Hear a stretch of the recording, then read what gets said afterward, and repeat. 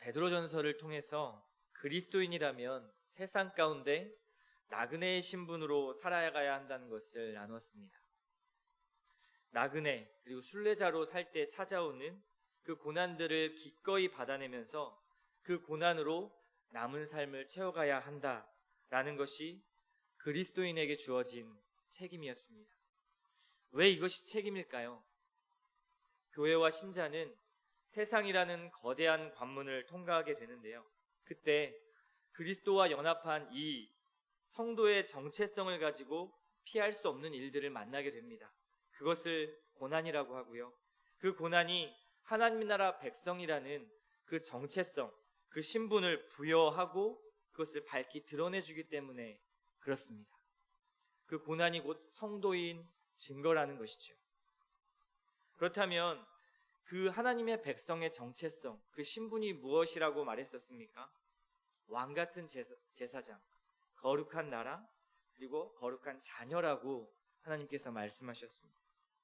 그래서 베드로전서가 관통하는 그 핵심 주제는 세상 속의 교회, 세상 속의 신자라는 타이틀이 있었습니다. 그렇다면 오늘 우리가 볼 이 베드로 후서, 두 번째 편지인 이 베드로 후서는 어떤 주제일까요? 세상이라는 부패한 세속의 물결, 그리고 거짓 가르침들이 교회 안으로 들어왔고 이제는 교회를 무너뜨릴 위험에 처해 있다라는 이 위기를 그리고 있는 것이 베드로 후서의 내용입니다. 그렇기 때문에 베드로 전서가 세상 속의 교회를 말했다면 베드로 후서는 한 문장으로 말한다면 교회 속의 세상, 신자 속의 세상이란 타이틀을 달 수 있을 것입니다. 그래서 오늘 우리가 읽은 본문은 교회 안으로 들어온 세속의 물결, 거짓 가르침들에 대하여 어떻게 대처할지에 대한 해답을 제시하고 있는 것이 오늘 본문의 내용입니다. 그 해답이 무엇입니까? 예수 그리스도를 아는 것이라고 먼저 해답을 말하고 베드로는 그 말씀을 전개해 나갑니다. 즉 주님이 약속하신 종말과 심판의 때 그것에 대한 말씀을 의심하지 말고 굳건히 하되 하나님의 모습을 닮은 신성한 성품, 즉 신적 성품에 참여하라는 것입니다. 신적 성품은 무엇입니까? 하나님을 알므로써, 알아감으로써 자라가게 되는 것이라고 말하고 있습니다. 1장의 결론이 먼저 딱 나 있죠. 그래서 1장의 이런 내용은 이제 앞으로 등장하는 2장과 3장의 거짓 교사에 대한 잘못된 가르침들, 세속적인 신앙관들에 대해서 대처하고 또 대조하기 위해서 1장의 모든 결론을 베드로는 내어버렸습니다. 마치 결론과 같은 내용을 편지의 서두에 가장 먼저 제시하고 그 편지를 시작하는 것이죠. 그렇다면 우리가 질문을 해야 합니다. 신적 성품이 무엇인가? 라는 질문이 들어야 되는데요. 4절 한번 전반부를 보십시오. 이로써 그 보배롭고 지극히 큰 약속을 우리에게 주사 이 약속으로 말미암아 너희가 정욕 때문에 세상에서 썩어질 것을 피하여. 4절에서 말하고 있는 신적 성품의 특징, 먼저는 세상에서 썩어질 정욕과 떨어져 있는 것입니다. 썩어질 정욕과 멀리하는 것이죠. 이것은 3절 앞부분의 말씀을 보면 하나님께서 주신 생명과 경건을 가지고 죽음의 지배를 받는 이 썩어질 세상, 이 더러운 세상에서 멀어지는 것을 의미합니다. 그래서 베드로후서는요, 지금 의도적으로 썩어질 세상과 세상의 정욕, 그리고 하나님을 닮은 이 신적 성품과 서로 비교하고 대조하는 그러한 말씀으로 우리를 가르쳐주고 있습니다. 또 보십시오. 세상을 표현하는 방법이 있습니다. 썩어질 세상이라고 표현하는데요. 생선을 상온에다가 두면 며칠만 두면 굉장히 썩은 내가 나고 부패한 냄새가 나죠. 썩고 부패하다라는 느낌이 우리는 무엇인지 분명히 알 수 있습니다. 역겨운 냄새가 나고 보기에도 흉측하죠. 거기에는 생명이 없습니다. 오히려 더러움과 부패만 있죠. 본문에서 이 세상이라는 이 세상을 썩을 것에 비유한다라는 것은요, 이 생선의 썩음과 같이 세상은 죽음의 지배를 받는 것이며 죄의 지배를 받는 것이라고 말하는 것입니다. 생명이 없고 부패하고 냄새나는 모습, 이것이 정욕으로 가득 찬 세상의 특징이라고 말하고 있습니다. 그리고 이 세상은 일시적이고 허무한 것이죠. 그런데 베드로는 이거와 대조해서 하나님의 나라를 설명합니다. 11절의 말씀을 보십시오. 영원한 하나님의 나라라고 표현합니다. 영원한 하나님의 나라. 세상이 정욕으로 물든 죄의 성품이라면 하나님의 나라는 하나님의 성품으로 물든 신적 성품을 말하고 있습니다. 그래서 베드로 전서에서는 하나님 나라의 특징을 더 정확히 비유했죠. 베드로 전서 1장 4절의 말씀을 보면 이렇게 말씀합니다. 썩지 않고 더럽지 않고 쇠하지 아니하는 유업을 있게 하시나니 본 너희를 위하여 하늘에 간직하신 것이라. 썩지 않고 더럽지 않고 쇠하지 않는 하나님의 나라. 이것이 바로 신기한 능력이고 생명이라고 말하고 있습니다. 그 능력이 오늘 본문 3절의 말씀처럼 경건의 능력이 되어서 이제 2장과 3장, 베드로후서 2장과 3장에 드러나는 거짓 교사들의 가르침에 대항해서 싸울 수 있는 능력, 그것이 바로 생명, 이 경건의 능력이라고 말하고 있는 것입니다. 베드로후서는 계속 대조하고 있죠. 바로 신적 성품과 또 거짓 가르침에 대해서 대조하고 있습니다. 이 거짓 가르침은 앞서 제가 말씀드렸던 것처럼 세속적인 정욕, 그리고 썩어짐, 죄의 지배를 받게 만드는 것이 바로 이 거짓 가르침입니다. 이것은 결론적으로요, 그리스도를 모르는 것이고요, 성도와 교회로 하여금 그리스도로부터 멀어지게 만드는 것, 이것이 바로 거짓 가르침입니다. 그리스도를 아는 것과 그리고 그리스도를 모르는 것에는 이렇게 분명한 차이가 있습니다. 그래서 이런 거짓 가르침들의 내용이 2장과 3장에서 드러나는데요, 아주 중요한 교리인 그리스도께서 다시 이 땅에 오셔서 우리를 심판하신다라는 그 하나님의 주권 교리를 이 거짓 가르침은 부정했습니다. 주님은 다시 오시지 않을 거야 라는 이 교리를 전파했던 것이죠. 또 이 거짓 가르침에는 성도들로 하여금 그 성도들의 삶이 방탕하고 부패하게 만들었습니다. 성적으로 음란과 방종으로 그리고 탐욕을 조장하는 교리를 전파했던 것이 바로 이 베드로후서에 나타나는 거짓 가르침의 특징이죠. 이런 일들의 결과 때문에 베드로는 그들이 하나님을 대적하고 복음을 회방하고 그리고 교회를 파괴하고 있다라는 것을 말하면서 우리에게 너희는 그리스도를 알아야 한다라고 1장에 말하고 있는 것입니다.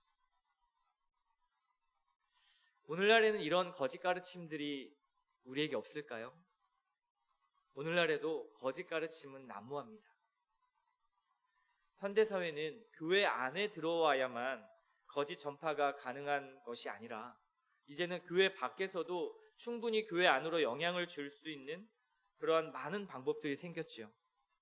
인터넷과 유튜브 그리고 SNS 이런 매체들이 우리를 현혹합니다.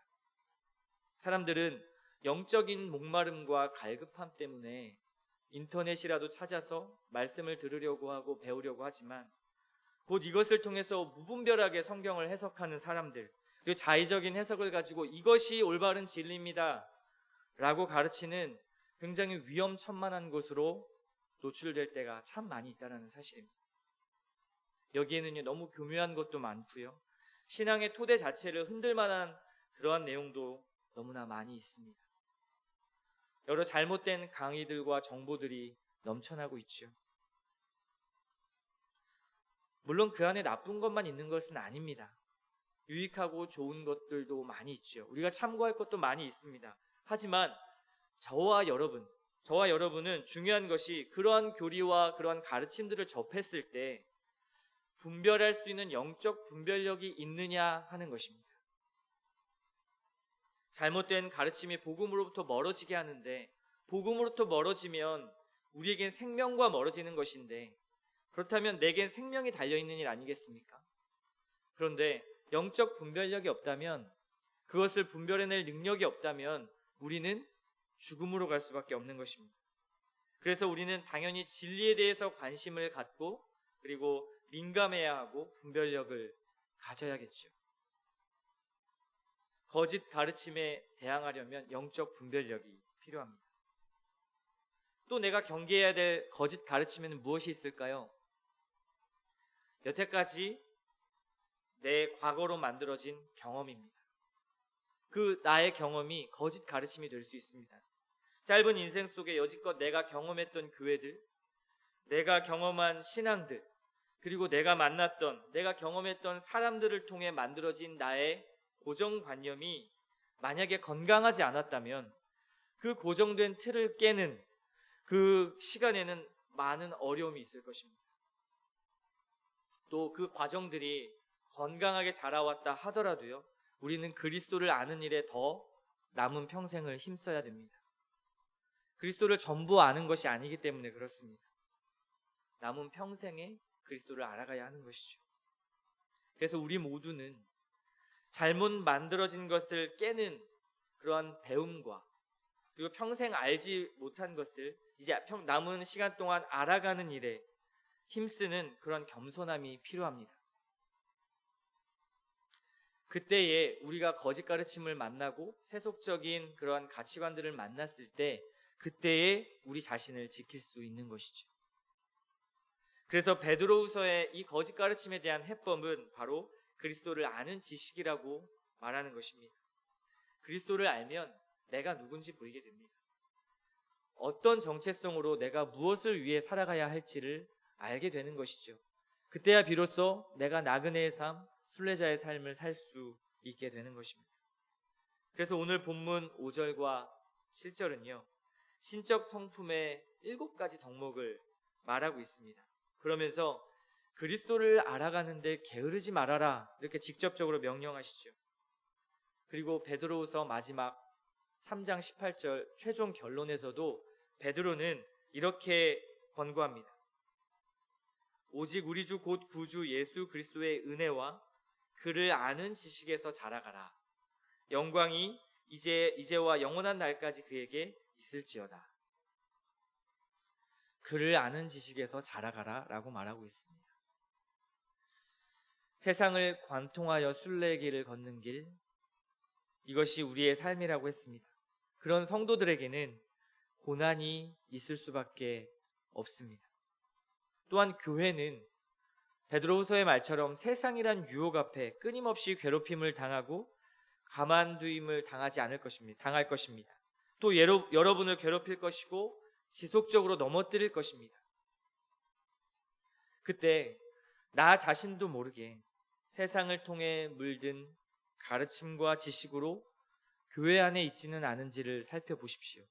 그 가르침과 그 물든 영향으로 가정에 있지는 않은지를 한번 살펴보십시오. 나의 말과 나의 행동이 다른 사람으로 하여금 진리를 훼손시키게 만들고 회방하게 만들고 있지는 않은지를 한번 돌아보십시오. 그렇게 세상의 가르침, 거짓 가르침으로 영향을 받아 자녀를 기른다면, 그렇다면 그 자녀는 어떻게 자라나겠습니까? 부모조차도 거짓 교사가 될 수 있는 것입니다. 그러므로 굉장히 중요한 게 있죠. 여러분들은 목회자를 위해서 기도해 주셔야 됩니다. 나주역신장로교회 목회자들이 진리를 분별하고 성도들에게 바른 꼴, 건강한 말씀의 꼴을 먹일 수 있는 지식과 지혜와 명철을 달라고 함께 기도해 주셔야 합니다. 목회자가 깨어있지 않으면요, 정말 이 시대는 목회자조차도 흔들거리게 만드는 수많은 거짓 가르침들이 있는데요, 성도들은 오죽하겠습니까? 목회자가 예수 그리스도를 아는 지식에 뛰어나야 하고 연구해야 하고 노력해야 한다는 사실을 여러분이 더 뼈저리게 느끼고 계실 것입니다. 목회자가 깨어있지 않고 바른 진리 안에, 바른 신학 안에 있지 않는다면 바로 거짓 교사가 되기 때문에 그렇습니다. 목회자가 먼저 그리스도를 아는 일에 힘쓰게 해달라고, 그리고 그 일에 노력하게 해달라고 성도분들께서 간구하는 일에 힘써 주시기를 바랍니다. 또 성도들은 어떻습니까? 모든 성도들에게는 말씀을 바르게 받을 수 있고, 그리고 세상의 거짓 가르침에 대하여 영적으로 분별할 수 있는 그러한 분별력을 달라고 여러분 기도하십시오. 그리고 이를 위해서 주님을 알아가는 배움의 자리에, 그리고 그 하나님의 말씀을 연구하는 자리에 서게 해달라고 기도하시기 바랍니다. 성도분들도 하나님의 말씀을 알아가는 일에 힘써야 합니다. 그리고 말씀을 탐구하는 일에 힘써야 됩니다. 생명이 달린 일이기 때문에 그렇죠. 우리 교회에는 많은 배움의 자리가 열려 있습니다. 그 배움의 자리에 참여하셔서 정말 하나님의 말씀이 우리에게 얼마나 삶 가운데 깊이 영향을 끼치는지를 서로 나누고 배워가는 시간, 그 일에 힘쓰시기를 부탁드립니다. 세상의 잘못된 지식은요, 진리로 분별할 수 있습니다. 그것이 배움의 길입니다. 또 그 진리를 알아가는 과정 속에 베드로서가 말하는 것은요, 신적 성품에 참여할 수 있다고 말하는 것입니다. 신적 성품이요, 하나님을 닮아가는 일이잖아요. 하나님의 말씀을 알아가는 것, 그리스도를 알아가는 것, 이것이 바로 나그네의 과정입니다. 그래서 우리는 자신에게 속지 말아야 합니다. 우주보다 광활하신 하나님과 그의 뜻에 경외감을 가져야 됩니다. 그래서 내가 많이 아는 것 같아도 결코 많이 아는 것이 아니고요. 그리고 내가 잘 모른다고 좌절할 필요도 없습니다. 지금부터 주어진 자리에서 꾸준히 하나님을 알아가면 되는 것입니다. 그때 우리는 거짓 교사를 분별함을 넘어서, 그것을 뛰어넘어 하나님이 주시는 말씀과 그리고 그 말씀의 은혜, 사랑을 깊이 누릴 수 있는 복을 얻게 되는 것입니다. 그래서 오늘 말씀을 통해 그리스도인의 삶, 그리고 천국을 누리는 삶이 무엇인지 배웠습니다. 그것이 바로 그리스도를 아는 것이고, 그리고 세상의 거짓 가르침으로부터 우리가 살아남을 수 있는 것은 그리스도를 아는 것이라 배웠습니다. 지금 오늘 이 시간부터 하나님 앞에 간구하며 하나님, 주의 말씀을 배우는 일에, 그리고 그리스도를 알아가는 일에 힘쓰게 해주십시오라고 기도하는 저와 여러분 되시기를 소망합니다.